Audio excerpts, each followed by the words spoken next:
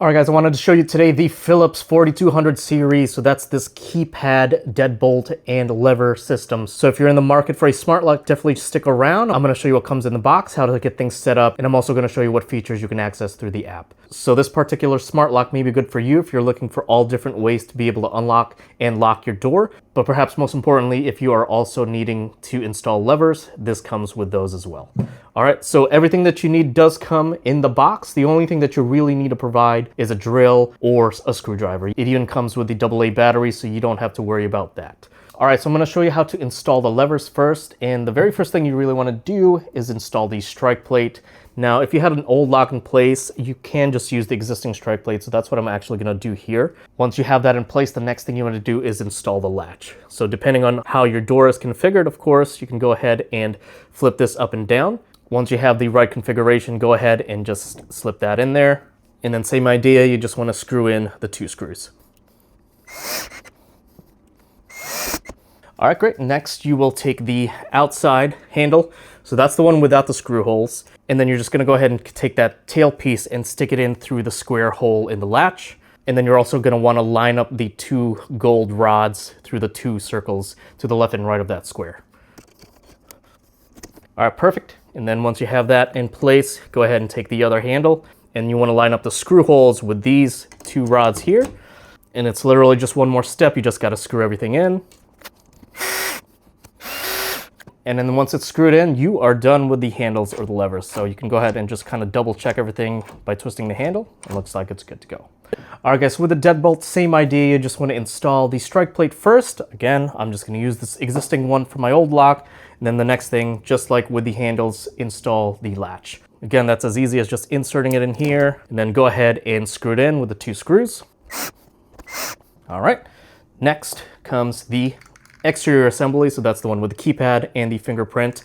Same idea, you're gonna take that tail piece and stick it through the tail piece slot, and then you're just gonna route the wire underneath the latch for now. All right, so that should just kind of hang there by itself for now. And then the next thing you're gonna do is take the mounting plate. So that's the back part of the interior assembly. Go ahead and stick the tailpiece through that big circle in the middle and then the wire through the part below it. Next, you wanna attach that mounting plate to the outside part using these 2 silver screws. All right, so you'll take the interior assembly now, and then you'll see a slot there where you can insert the wire. So you just want to match up the red spots to know which way it goes in, and then stick the tailpiece through that blue slot in the middle there.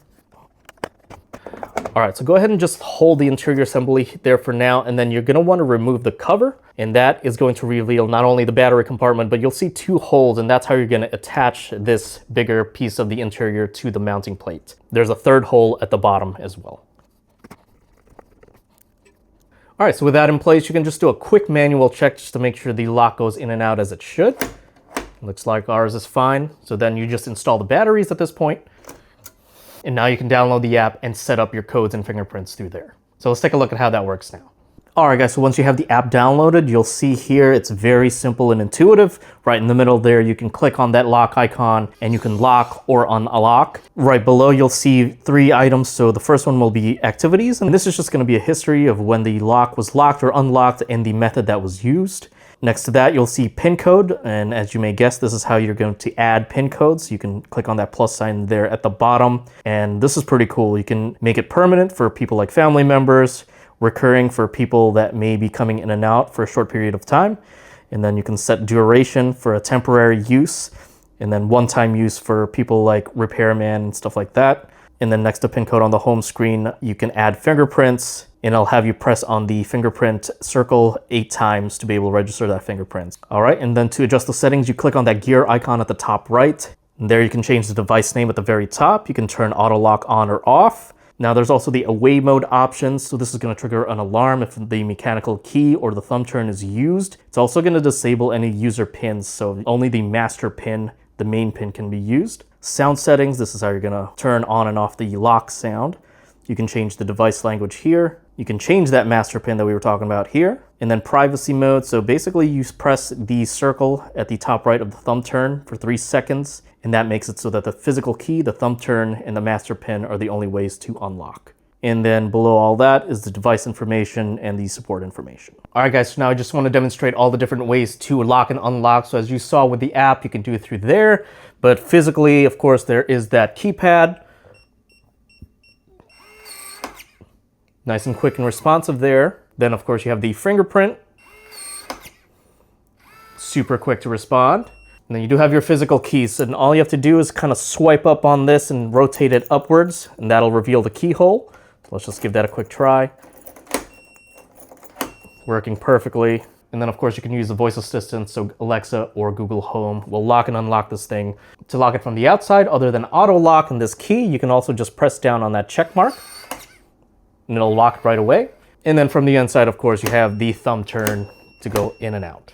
All right, so I hope that helps you decide whether this is right for you today, but if you're looking for all sorts of different ways to lock and unlock this thing, if you like the tactile keypad, and if you want to be able to install levers along with the lock, this may be the right one for you. So definitely check it out today.